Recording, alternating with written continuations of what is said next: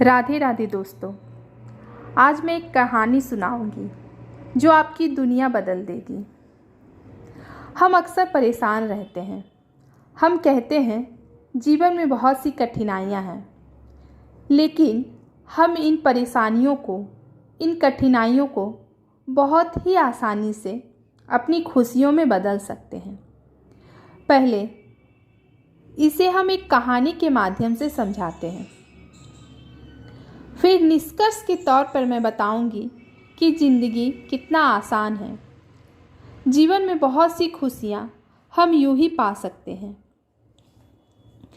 एक समय की बात है, एक छोटे से गांव में एक लड़की रहती थी। उसके पास एक घड़ा था। उस घड़े में एक छोटी सी छेद थी। यह जानते हुए भी कि इस घड़े में छेद है, वह प्रत्येक दिन तालाब से जल लाती और उस घड़े में डालती। एक दिन अपनी माँ से वह कहती है, देखो ना माँ, मैं प्रत्येक दिन इस घड़े में जल डालती रहती हूँ, फिर भी यह घड़ा भरता क्यों नहीं है। माँ ने कहा, बेटी तुम तो जानती हो इस घड़े में छेद है, यह घड़ा कभी भी भरने वाला नहीं है।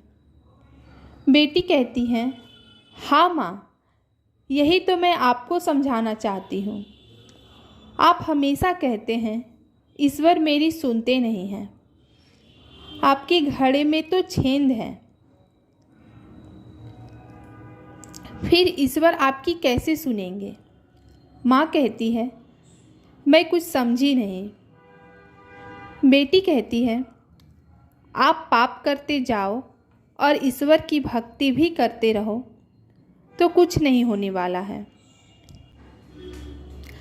अगर आप सच में अपने ईश्वर से प्रेम करते हो तो पाप कर्म छोड़ दीजिए, बुरे आचरण करना छोड़ दीजिए, दूसरों से ईर्ष्या करना छोड़ दीजिए। सभी में ईश्वर का वास होता है। सभी से प्रेम भाव रखिए। कभी दूसरों का बुरा मत कीजिए, ना ही दूसरों का बुरा सोचिए।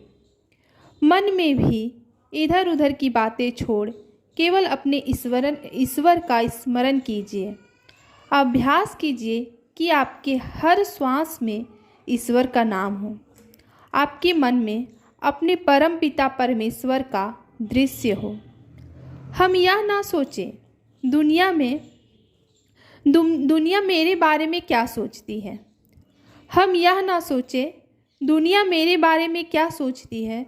हम यह सोचें हमने तो किसी का बुरा नहीं सोचा, हमने तो किसी का गलत नहीं सोचा।